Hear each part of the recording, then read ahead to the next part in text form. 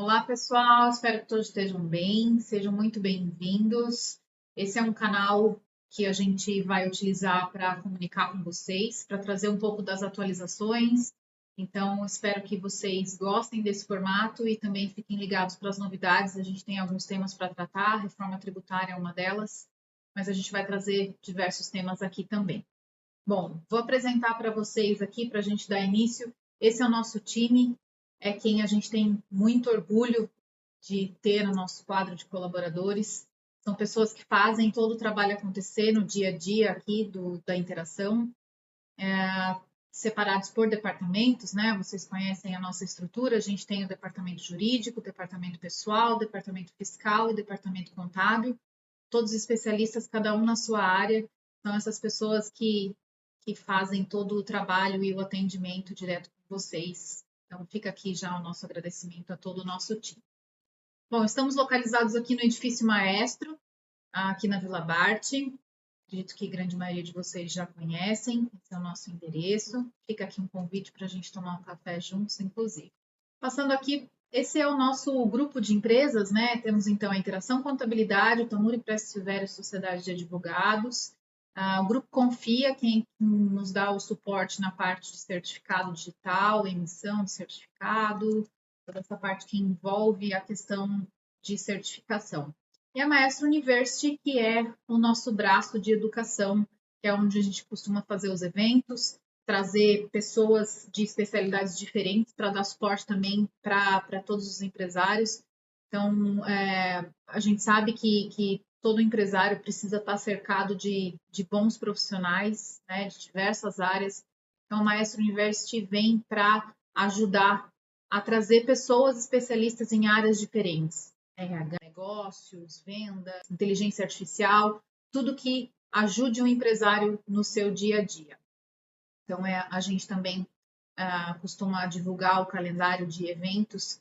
Participem, isso é um ganho muito bacana para todos nós. E esse é o nosso ecossistema.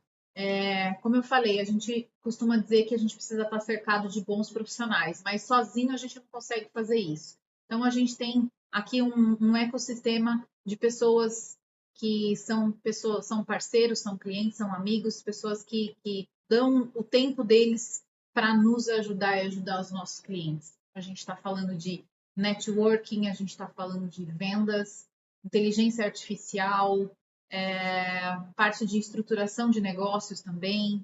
Então, são empresas que nos dão suporte e, consequentemente, também geram conteúdo para a Maestro University para ajudar os empresários no dia a dia. Tem sido eventos muito bacanas, então fica aqui mais uma vez o convite, participem. Eu acho que quanto mais conteúdo a gente tiver, mais isso vai ajudar e vai fazer a diferença no dia a dia das nossas empresas. Pessoal, então fica aqui o convite para todos vocês, acompanhem esse canal, a gente vai trazer vários conteúdos, tem muita mudança pela frente, é importante que todo mundo fique atualizado, a gente sabe que às vezes a rotina é corrida, então é importante que nesse momentinho vocês se atualizem, vocês tirem suas dúvidas, nossa equipe está completamente à disposição para ajudá-los. É um canal que nós vamos utilizar para nos comunicar com vocês e para trazer atualizações, novidades e tudo que vem acontecendo aí de alteração legislativa. Então, fica já, mais uma vez, essa porta aberta para a gente aprimorar mais os nossos conhecimentos e evoluirmos como empresários. Olá, amigos. Cristiano Tamura. Hoje eu estou com duas grandes profissionais, duas grandes amigas, parceiras, que coordenam, respectivamente, o Departamento Contábil da Interação, Letícia Almeida, e o Departamento Fiscal, Jéssica Mariano. Nós estamos aqui para trazer um conteúdo que a gente entende que é de extrema importância para o empresário brasileiro. É um tema que muitas pessoas já estão se preparando, mas outras pessoas ainda não estão levando com a seriedade que precisam. E a gente está aqui para comunicar, para quebrar o gelo e para aproximar as pessoas desse tema tão relevante que é a reforma tributária. A reforma tributária que tem como grande premissa nesse contexto, né, amigas, simplificar o sistema tributário brasileiro, que é extremamente complexo, é caro demais para as empresas, também é um sistema de governança ruim para o governo, né? A gente entende que hoje é quase um manicômio tributário que nós temos no Brasil, né? Fora as particularidades. Imagina só, pessoal, a informação, e eu gosto de quantificar isso, porque uma coisa é a gente trazer informação que é uma confusão, outra coisa é a informação que a Letícia trouxe, que nós estamos falando de mais de 100 alíquotas de imposto, e certamente é humanamente impossível a gente gerenciar e dominar tudo isso. Eu até brinco e trago aqui como um caso, aquele case de um cliente nosso que mora no exterior e tentou trazer uma empresa holandesa para o Brasil, e nós fizemos todas as reuniões explicando para esses holandeses como funcionava o sistema tributário brasileiro. Em dado momento, eles desistiram da operação e desistiram de investir no Brasil, porque era complexo demais, era caro demais, era ineficiente. E a gente entende que o sistema ineficiente ele é moroso, ele é custoso e afasta a riqueza da onde a gente precisa que tenha, que é o capital produtivo. Então, esse nosso novo sistema brasileiro, ele vai ser, a gente vai passar por um período de difícil adaptação, mas a ideia é que a gente tenha algo menos complexo, mais barato, mais eficiente, mais justo do ponto de vista financeiro, com menos distorções, e que a gente acabe tirando do nosso sistema a questão do conflito e das guerras entre os entes federativos também, na questão da guerra fiscal, que é super famosa, que pouca gente sabe como funciona. Já ouvi falar de guerra fiscal. O que é a guerra fiscal? É muitas vezes os entes da federação brigarem para trazer investimento, trazer recursos para o seu estado e oferecer em troca simplesmente menos impostos. E esse é um caminho muito bacana que eu acredito que essa reforma vai trazer, que ela vai estimular que os estados, para conseguirem investimentos, se desenvolvam e dê a condição do capital produtivo. E é prejudicial, acima de tudo, ao crescimento do país como nação. E é um sistema antigo, né? E até a gente estava hoje cedo assistindo uma aula e eu fiquei estarrecido com a data, né? A gente, desde 66, a gente trabalha com esse sistema, né? Então, hoje é natural que a gente esteja realmente com algo defasado que, de fato, precise de mudanças. Não reflete porque o mundo mudou muito do ponto de vista financeiro e econômico, né? E imagine que loucura, a gente vive com uma legislação que ela foi sofrendo pequenas emendas e virou esse manicômio, e a gente espera que a reforma tributária, de fato, traga esse ambiente. E a gente, quando vai falar de reforma tributária, a gente precisa pensar que a gente precisa equilibrar vários pratinhos, vários interesses. União, estados e municípios. Letícia, para começar com você o bate-papo, fala um pouco. Esse sistema, essa reforma, ela foi segmentada em 3 grandes fases, né? Você consegue trazer para a gente quais foram essas fases e o objetivo de cada uma delas? Certo. A gente teve a proposta de emenda constitucional que foi aprovada e, na sequência, tivemos um faseamento. Hoje, nós vamos falar da fase 1, que é sobre a reforma tributária do consumo. Mas, paralelamente, tem a fase 2, que é a reforma da renda, e a gente já tem um texto promulgado recentemente em novembro, e temos também a reforma do patrimônio, que também já começou a ser seguido aí com as próximas fases. Então, só para quem está acompanhando essa apresentação, entenda, na fase 1, em tese, a gente estaria falando sobre a reforma do consumo, que é essa grande reforma tributária que a gente propriamente está falando, né? Jéssica, me conta nessa fase de reforma do consumo, quais impostos deixam de existir, quais impostos... Os tributos que a gente conhece hoje... Perfeito. E esses tributos, eles vão ter conjuntos unificados de regras. Eles abrangendo aspectos como fato gerador, base de cálculo, hipóteses de não incidência, sujeitos passivos, imunidades e regimes específicos ou diferenciados de tributação. E o que acontece? Eles vão adotar o princípio da não cumulatividade, que é o que hoje a gente aplica somente para o lucro real. Então, isso significa que Simples Nacional e lucro presumido também vão poder se aproveitar de créditos que, da forma que a gente está hoje, é só o lucro real. Perfeito. E essa informação acho que é muito relevante. Quando você fala em não cumulatividade, a gente começa a falar de um sistema tributário que já não se pensa em imposto sobre cadeia, aquela coisa de você continuar pagando imposto sobre imposto. Então, é uma ótica diferente para a gente enxergar esse sistema. E por que da simplificação que a gente comentou nessa questão do IVA dual? É porque os dois vão incidir sobre a mesma base de regras. Hoje, a gente tem um ICMS em cada ente da federação. A gente tem uma alíquota de ISS de acordo com cada município. Então, são mais de 5.500 municípios no país. Então, de fato, é uma coisa que fica complicado, né? E aí tem as particularidades, as dificuldades. Então, a intenção desse sistema é que tenham as mesmas regras para todos e nessas condições mais transparência também das questões dos impostos. Perfeito. Então, só para o pessoal que está nos acompanhando entender bem como esse sistema ele é moderno. Você deixa de ter as legislações municipais, a Letícia citou aqui mais de 5.000 municípios, deixa de ter as legislações estaduais do ICMS, o que também traz uma simplificação. Você comentou no começo do bate-papo, quando eu falei em manicômio jurídico, mais de 100 alíquotas diferentes, ou seja, a tendência é que a gente vá ter um sistema mais simples. Mas me permita voltar para o slide anterior, porque aí aqui eu queria fazer uma ponderação para que vocês entendam.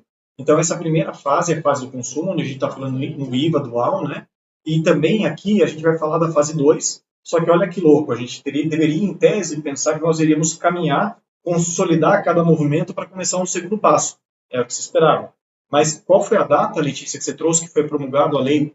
28 de novembro, a gente já teve a lei 15.270, que traça as novas alterações do regulamento do imposto de renda. Então, aquele bate-papo que vocês já ouviram, R$5.000 que já não pagam impostos e 50 mil que se pagam, começou paralelamente. E também, se você for olhar a fase 3 ali de patrimônio, você já tem um movimento sobre ITBI e TCMD. Ou seja, então a gente de fato está vivendo um movimento muito grande, e acho que o motivo da gente parar nossas agendas, parar nossa vida e chamar você, amigo, para ouvir, é justamente isso. A coisa está acontecendo muito rápido e num volume de informações muito grande. Então a gente, como empresário, como empreendedor, como brasileiro, inclusive, que isso é quase uma aula de educação moral e cívica que a gente está fazendo aqui, como brasileiro a gente precisa dominar esse tema para, de fato, não ser surpreendido e lidar com essa reforma da melhor forma possível. Justamente vai interferir no consumo. Então, além dos empresários, nós também, enquanto consumidores, vamos sofrer diretamente esses impactos, né? Tomara que eles sejam positivos a longo prazo. É a expectativa do mercado e da gente como operador. Bom, vamos lá. Então, eu queria só recapitular. Estamos aqui falando sobre reforma tributária, falamos um pouquinho sobre faseamento, o que entra, o que sai, e a gente começa a falar num tal de IVA, né? Então, a gente vai repetir isso várias vezes aqui hoje, e para quebrar o gelo com o tema, para quem já é familiarizado muito bem, mas para quem não é, eu queria aqui que a Letícia trouxesse um pouco da explicação sobre como funciona o IVA e qual a ideia dessa nova sistemática e o que é essa sopa de letrinha, IVA dual. Traduz aí para a gente.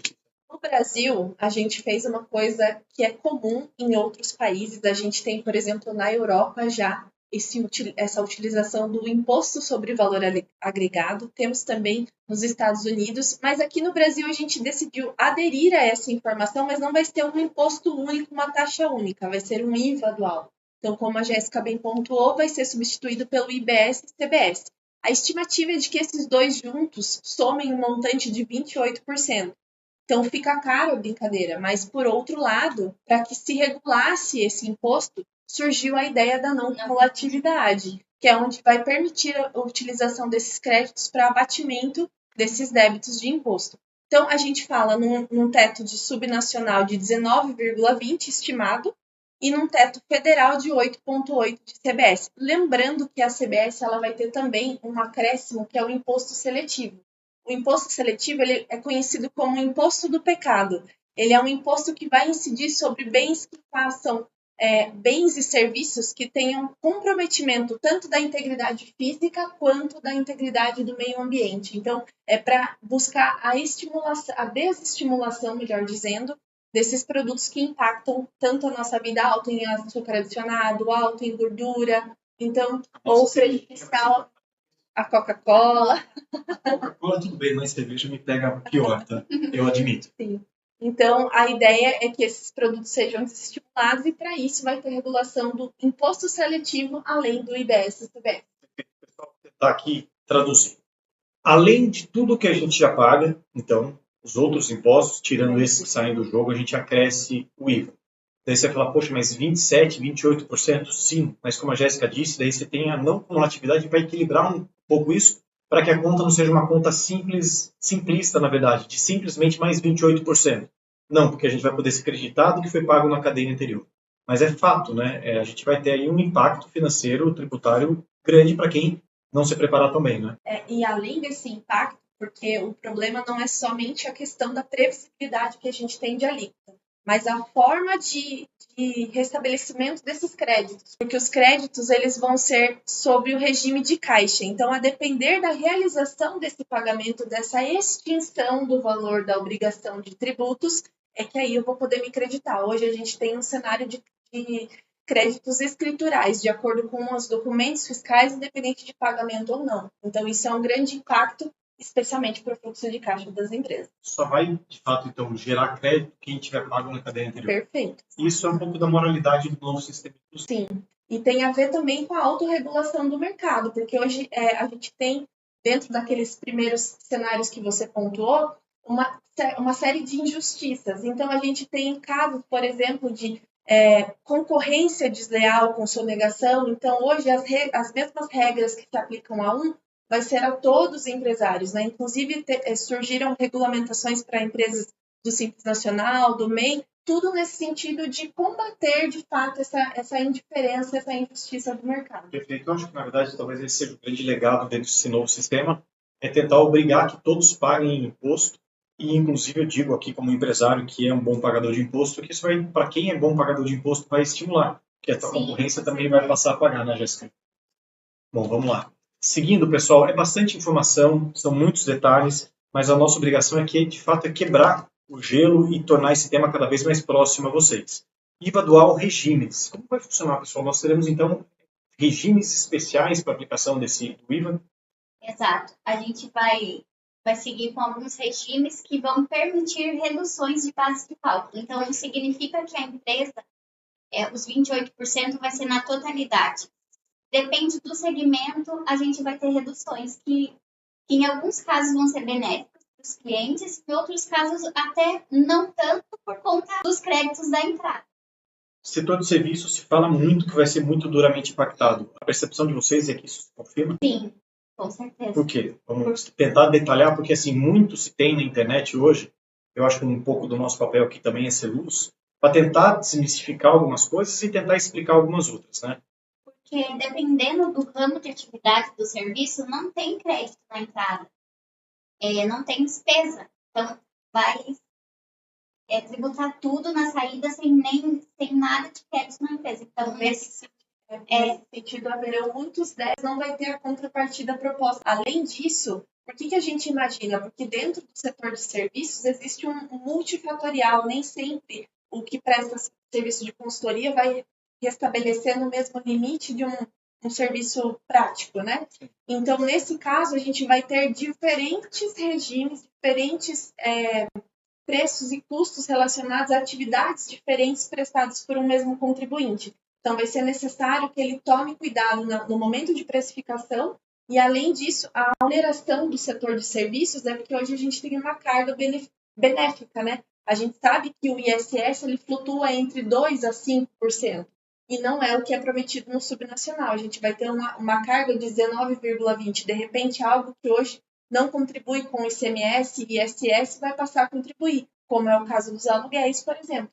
A gente sabe que hoje o aluguel é contribuinte de imposto de renda e contribuição social, tem o PIS e COFINS, mas não tem a incidência de ICMS e ISS. No futuro, eles vão sofrer essa incidência de IBS e CBS, apesar de não contribuintes. Eu vou até aproveitar. Cada fala a gente gosta de mostrar o porquê. Eu vou voltar lá no começo da apresentação, quando a gente usa a seguinte frase aqui: injusto e cheio de distorções. Então, obviamente, para a gente que é prestador de serviço, a gente fica pé da vida. Poxa vida, não tem que pagar mais imposto, vai onerar, será que o mercado vai absorver? Mas acho que essa questão de acabar com distorções também é isso. É ter os setores produtivos tributando em iguais proporções e condições, né? Se isso é justo, se o mercado vai aceitar pagar, se não vai, são outros 500 e a gente vai entender ao longo do tempo como o mercado vai reagir. Mas é uma tentativa legítima do legislador em tentar colocar ali tributos na mesma ordem para todos os setores da economia. Bom, vamos lá. Pode falar. E pensando nessa questão da carga tributária que traria esses novos impostos incidentes, né, que hoje a gente não tem esse cenário, surgiram os regimes diferenciados e regimes específicos. Então, quando a gente via aquelas discussões relacionadas em produtos voltados à cesta básica nacional, são os que serão isentos em 100%. Então, a gente tem a expectativa de que, num primeiro momento, esses tributos não sejam onerados dentro desses produtos. Existem também as alíquotas de redução, né, os regimes diferenciados, como, por exemplo, o aluguel imobiliário tem uma redução de 70%. Prestadores de serviços que serão os mais prejudicados, que em tese não tinham a contribuição de determinado tributo, incidência de ICMS, particularidades e afins, a gente tem a redução de 30%.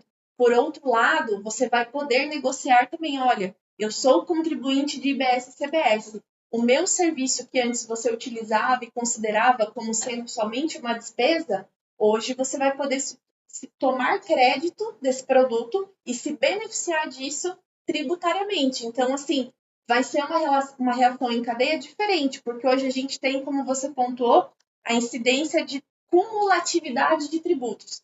ICMS sobre a base de cálculo de PIS e COFINS e na sequência, e assim vão um tributo gerando a base de cálculo por outro. Nesse caso aqui não, a gente vai ter uma cadeia de créditos. Então vai ser positiva para a redução. A expectativa é que seja. Perfeito. Então, só para que a gente tente imaginar como vai ser isso no dia a dia.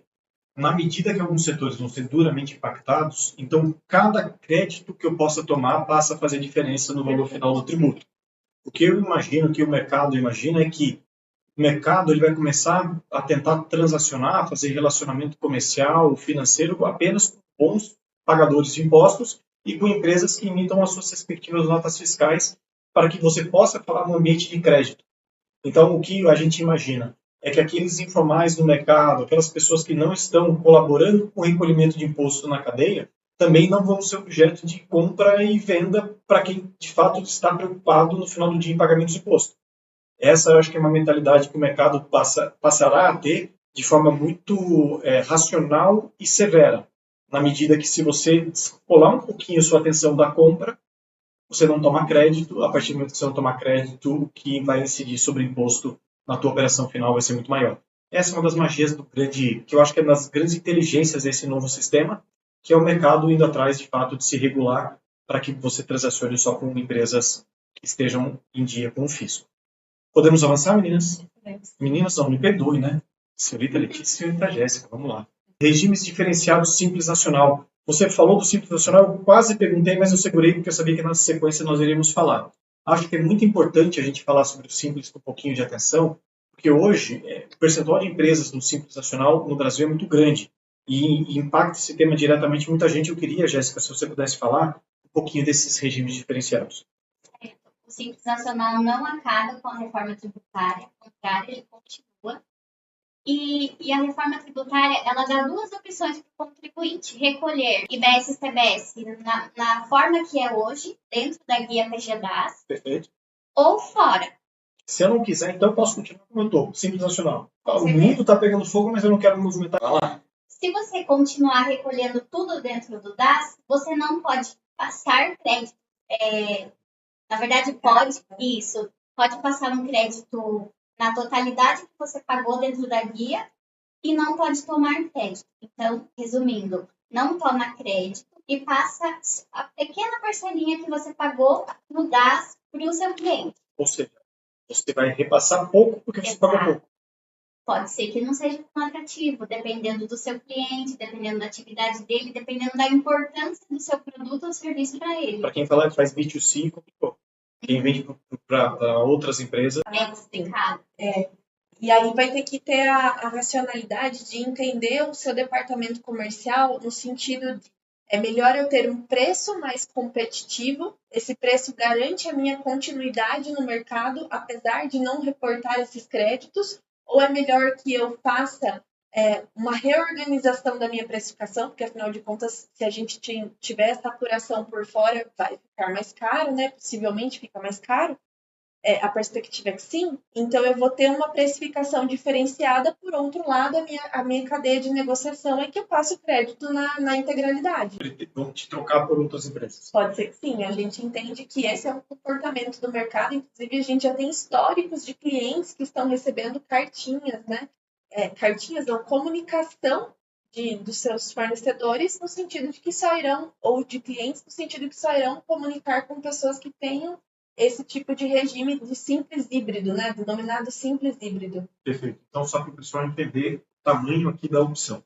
Se, eventualmente, teu perfil de consumidor for aquela pessoa, aquela empresa que brigue pelo crédito, talvez se você não optar pelo simples híbrido, você fique em desvantagem no mercado, porque já que você não gera crédito, você não é interessante como um fornecedor. Por outro lado, você tem a opção de optar. E daí como funcionaria, Jéssica? Por outro lado, tem a opção de recolher fora do DAS, CBS e IBS. Então, os demais tributos permanecem no Simples Nacional, dentro do DAS, e CBS e IBS fora do DAS. Mas e daí ICMS e ISS? Nesse caso, você deixaria de pagar e pagaria só os federais? Como funcionaria essa maluquice? Imposto de renda, contribuição social e INSS permanecem nas obrigações. E com essa opção, consegue transferir os créditos na totalidade. Então, acaba sendo mais competitivo e assim, todo mundo vai preferir, dependendo do cliente, que tenha essa opção. Tem sentido. Mas aí obriga também o empresário do Simples Nacional a entender que isso também impacta diretamente a vida dele. Tá, então aqui fica mais uma dica, mais um insight. A reforma, possivelmente empresário pequeno do Simples Nacional, também é para você, porque por mais que você não queira se envolver nessa brincadeira, talvez você tenha sido convidado a dançar, e se você perder essa dança, talvez o preço seja muito alto.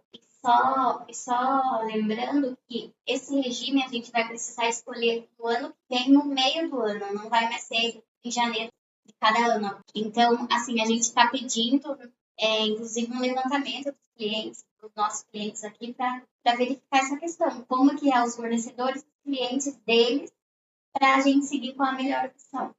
A relação é essa, que se traça um perfil comercial, tanto para trás, para que você entenda o quanto de crédito você tem, quanto para frente, para entender quem são os seus compradores, para que eles possam atingir de forma correta a estratégia na saída, né?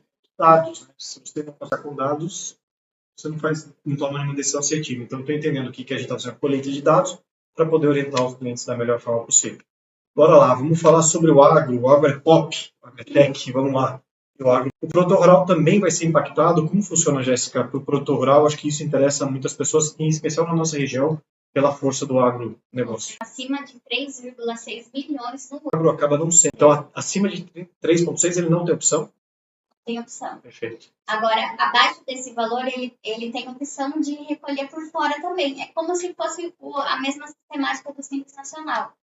Escolhe se quer recolher também, mesmo não sendo obrigado. Perfeito. Por conta da competitividade, por conta dos clientes, dos fornecedores também. Então, só para a gente entender. Mas eu sou do agro e estou tranquilo aqui. Amigo, você também vai ser impactado. Sem contar a obrigatoriedade de emissão de nota fiscal eletrônica para aqueles que emitem talão a partir do ano que vem, somente eletrônica, independente do faturamento. Essa é a informação que a gente tem hoje. Pode ser que prorrogue, porque no ano passado teve prorrogação também para algumas faixas de faturamento.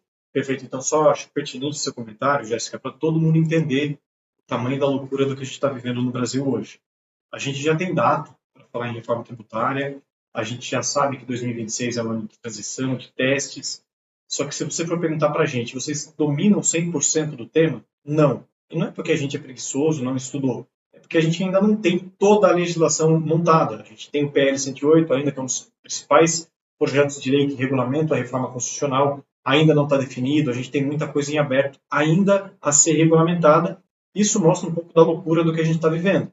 A gente está aqui gravando um conteúdo e a gente não tem ainda 100% da legislação para poder comentar e poder dar todo o direcionamento. Então, tem lá uma base, algo que já está aprovado, algo que está sendo discutido, que amanhã depois pode mudar. Agora, o que me parece que não vai mudar, Letícia, é o próximo tema. Eu queria que você falasse um pouco, você já deu uma pequena pincelada.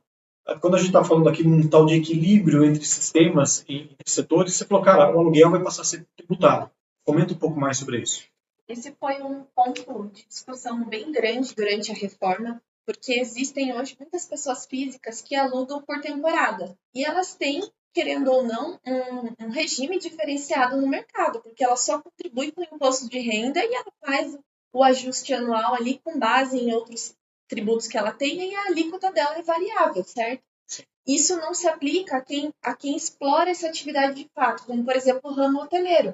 Eles prestam esse tipo de serviço e já sofrem essa carga. Então, nesse sentido, houve uma grande discussão sobre a alocação por temporada, por exemplo. Aí as pessoas físicas também serão contribuintes de IBS e CBS, mas não somente pela temporada, né? Mas a qualquer pessoa física que tenha mais de 3 aluguéis, que cumulativamente receba mais que 240 mil ao ano, a gente vai estar falando de mais ou menos 20 mil ao mês, vai ser contribuinte de IBS e CBS. E como que vai funcionar essa questão de fiscalização. A Jéssica bem pontuou que o produtor possivelmente não vai ter essa prorrogação de nota fiscal eletrônica. Aqui a gente vai ter uma nota fiscal eletrônica para a locação.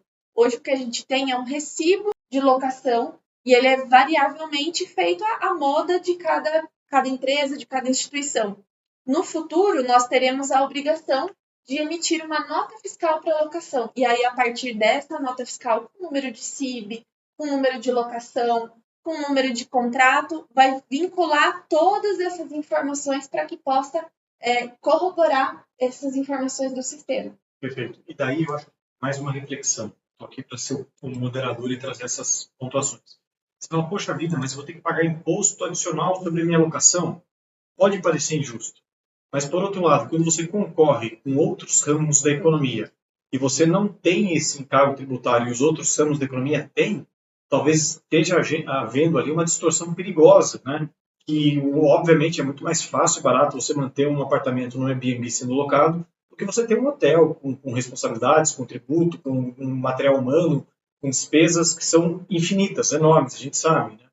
Então, talvez venha ali para trazer uma equidade para os ramos econômicos. Poxa, mas eu vou ser impactado porque eu tenho um apartamento e estou locando? Sim, mas aqui não é uma reforma sobre pessoas, é uma reforma social. Então, muitas vezes a reforma não vai te agradar, mas se eu for pensar por uma ótica social, eu acabo ali tendo um senso de justiça. E antes que me apedreje falando que eu sou governista, não sou governista, eu sempre faço questão de deixar isso muito claro. Nós somos aqui prestadores de serviços para empresários, famílias. Aqui a gente só está fazendo uma ponderação sobre o novo sistema. Atualiza de fato as operações, né? São as regras do jogo. Exato, é assim que funciona e não está de todo errado. Vamos lá avançar? 31/12/2025. Aí eu queria só fazer um comentário. No entanto, algo muito relevante vai acontecer e já está acontecendo, que é esse aumento do ITCMD, que é um imposto quando você paga na sua herança ou nas suas doações. E a gente sempre teve aqui, trabalha há muito tempo com isso, com planejamento sucessório. E nos planejamentos sucessórios, as famílias que optavam por esse movimento acabavam tendo uma grande economia do imposto de sucessão, que faziam por meio de uma empresa holding, um planejamento, e acabavam tendo uma redução muito grande do imposto. Primeiro que o ITCMD na reforma vai aumentar de 4 para 8, né? A gente vai ter uma alíquota progressiva a partir de 2026.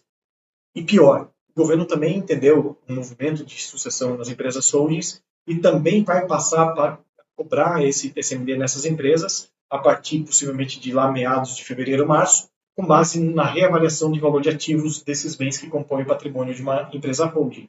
O que é, do ponto de vista sucessório, muito ruim, porque vai se tornar muito mais caro. Então, a gente coloca essa ampulheta aí para que, de fato, as famílias se movimentem, porque é uma janela de oportunidade ainda. A gente está no apagar das luzes, a porta está se fechando. Para quem quer fazer esse movimento de sucessão com custo mais baixo, de fato, vale a pena voltar seus olhos para isso, porque quem não se movimentar certamente vai deixar um cheque mais alto no final para o governo.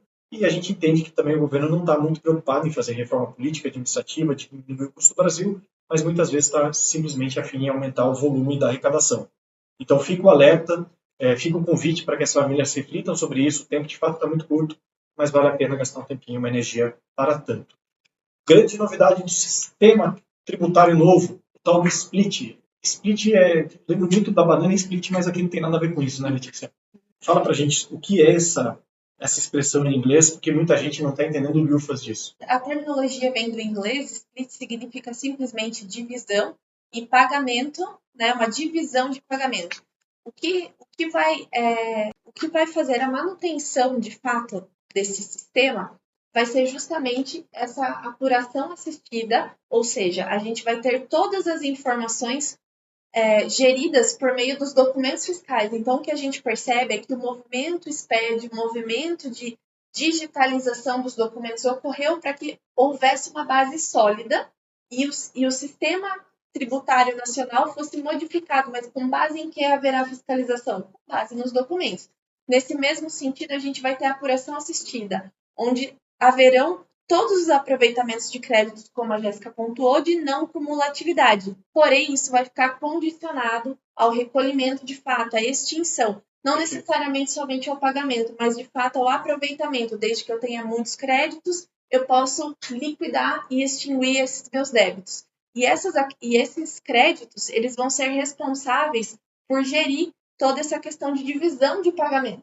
Então, o banco será a pessoa-chave dessa engenharia que foi moldada na reforma tributária. Por meio do split payment, eles já vão fazer a arrecadação desse tributo. Então, eu vou ter uma apuração, mas paralelo a isso, eu vou ter uma retirada da arrecadação desses valores. Então, hoje o que a gente tem? Uma sistemática de créditos com base na escrituração e um pagamento via guia no dia 20 do mês subsequente. Na realidade prometida e esperada, que é a partir de 2027, isso vai ser paulatinamente inserido no mercado, especialmente nos negócios entre empresas, para que a arrecadação ocorra no momento do pagamento. Então, hipoteticamente, no próximo slide, a gente consegue desenhar isso um pouco melhor. Hoje, eu tenho a minha emissão de nota, esse comparativo atual, ele consegue detalhar um pouco melhor.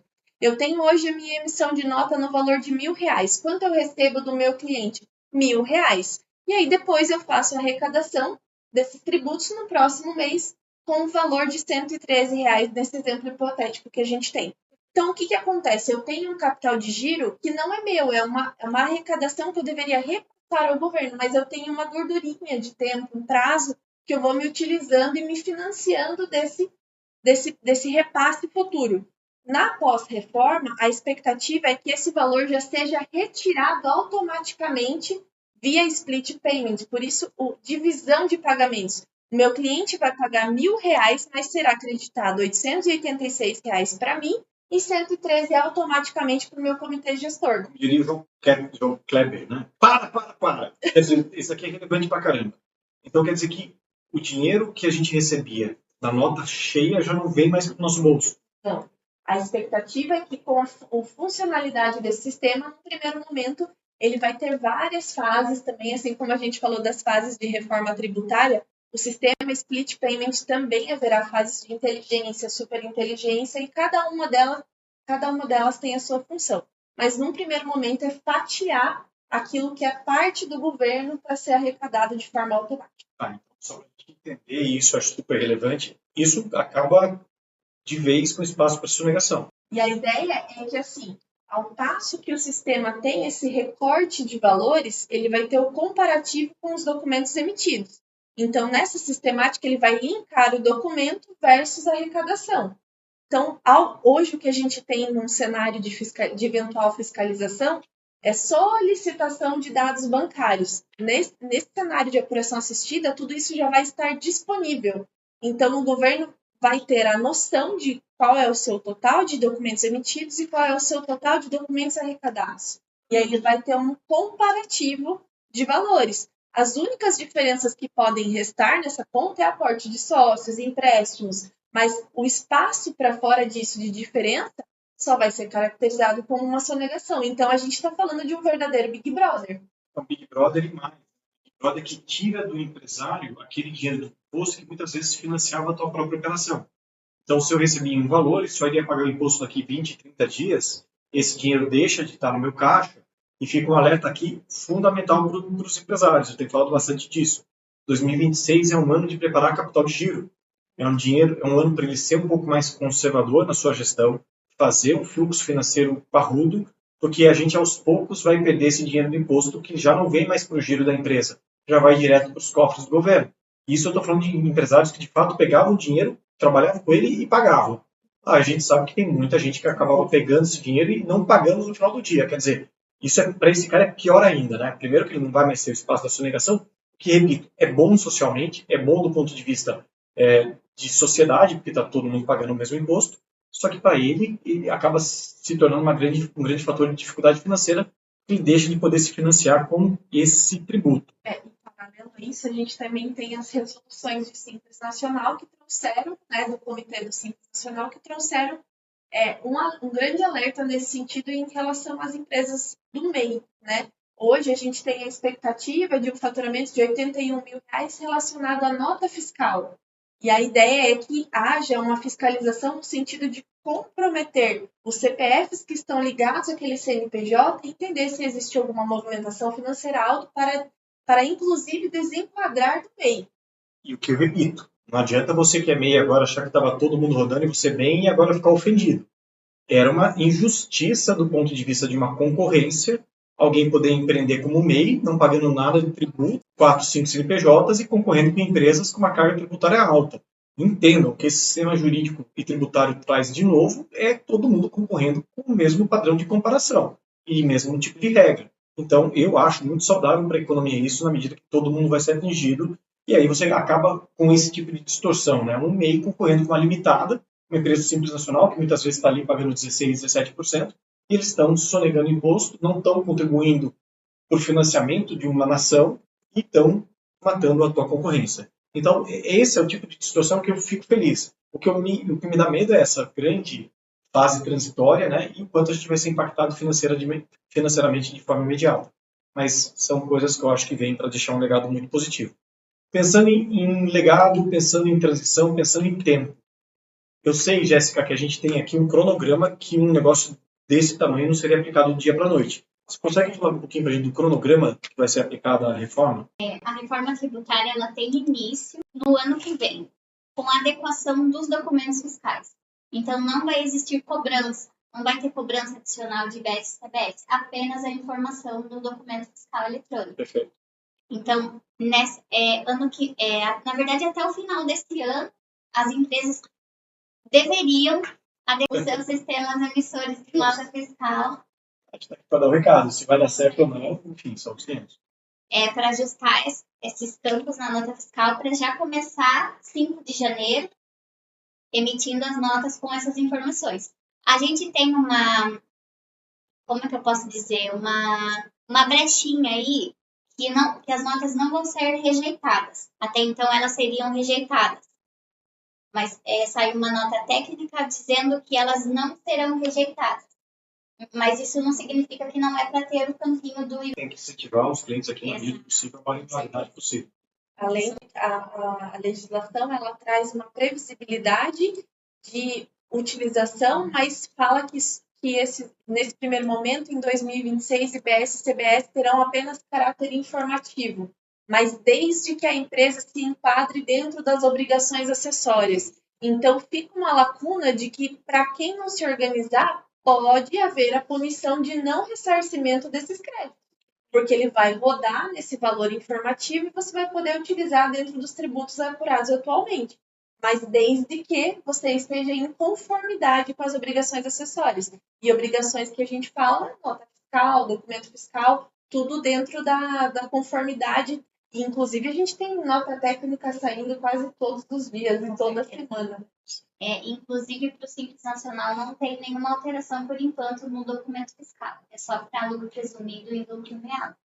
Então, a gente inicia em 26 com essa adequação e vai até 2033 com a extinção total de PIS, COFINS, ICMS, ISS e IPI e a transição total de IBS, CBS e mais o imposto seletivo. Então, a gente, de 2026, que inicia o processo de transição, que é a adequação dos documentos fiscais. A gente começa em 2026, Jéssica, e a partir dali, como que a gente vai? Conta pra gente qual é o cronograma dessa mudança. Certo. 2026, a gente tem a adequação dos documentos fiscais para as empresas do lucro real e lucro presumido. Simples Nacional não tem nenhum impacto nesse primeiro momento. Perfeito. Então, a gente vai até 2033 com essas substituições de impostos até finalizar e deixar de existir totalmente PIS, COFINS, ICMS e... Eu admito que quando isso acontecer, espero estar vivo, com muita saúde, eu vou comemorar, porque vai ser uma maratona que a gente vai entrar. Sim. Né? Inclusive, eu mesma fico muito ansiosa para saber como que vai funcionar a apuração assistida, as notas fiscais para locação de imóveis e venda de imóveis, que é uma coisa totalmente diferente do que a gente vive hoje. Então, acho que o recado final, que eu acho que vale passar para todos é, de fato, a gente aqui falando, né, a minha ansiedade, a da Jéssica, a da Letícia, é porque vai ser, de fato, uma revolução tributária. Acho que vale a pena, recomendo vivamente, que vocês levem a sério o tema, que se preocupem, que conversem com seus advogados, conversem com seus contadores, para que, de fato, sua empresa esteja regularizada, porque eu tenho certeza absoluta, quanto mais ela estiver pronta, menor impacto ela vai sentir. Vai sentir impacto, é natural, é uma mudança muito grande, mas você pode passar isso, inclusive, como uma grande oportunidade de expansão, de ter mais mercado, de ter mais sucesso, e recomendo de fato que se gaste um tempo e uma energia para estudo e adequação. Então, vamos lá? Querem deixar uma mensagem final, alguma dica, uma recomendação? Eu acho que, assim, são muitas informações, existe a promessa de simplificação, e a gente sabe que no Brasil, apesar dessa simplificação, existem algumas questões de base subnacional, estadual e municipal, muita concentração de lobbies ali para que a gente houvesse um senso comum, e isso é difícil, mas no caos tem oportunidade. Talvez seja o momento de se reestruturar e se reorganizar e com essa informação, que informação é conhecimento, é tudo. Então você tem as armas e as munições para enfrentar aquilo que vai ser a realidade do mercado. Se você se organizar dentro do ano de teste de 26, dentro do ano de 25, para entender como isso vai responder dentro do seu negócio, você já está estruturando e respondendo, porque a mudança é fato, ela é definitiva, ela vai ocorrer. Então, basta estar preparado para utilizar isso como um degrau de oportunidade. Perfeito. A gente já está vivendo a reforma tributária, então ela não vai ainda existir, ela já existe. Então, assim, é adequação, é adequar o sistema, adequar os processos, fluxo de caixa, porque já está acontecendo. Perfeito. Acho que é um momento de aceitação e encarar esse desafio que, repito, até pegando uma carona que a Letícia disse, pode ser um momento de oportunidades. Pessoal, a gente encerra por aqui esse bate-papo. Espero que tenha tido bastante sentido para a gente. Foi um prazer trazer essas informações. É um tema que a gente adora, que obviamente a gente ainda vai se aprofundar mais para trazer mais informações. Lançar um desafio aqui para todos, que a gente prepare um material, e é presente aqui também nesse ambiente, sobre a reforma da renda. Falar um pouco mais sobre a isenção dos 5 mil, falar os cuidados que as pessoas precisam ter nessa tributação para quem pretende, e com muito sucesso e merecimento, pretende distribuir mais de 50 mil por mês, que de fato não dá para começar um planejamento sem olhar para esse outro lado também, tá certo? Então fica aqui o desafio para que a gente se organize e traga mais esse conteúdo que eu tenho certeza que vai ser muito relevante para todo mundo. Grande abraço e até a próxima.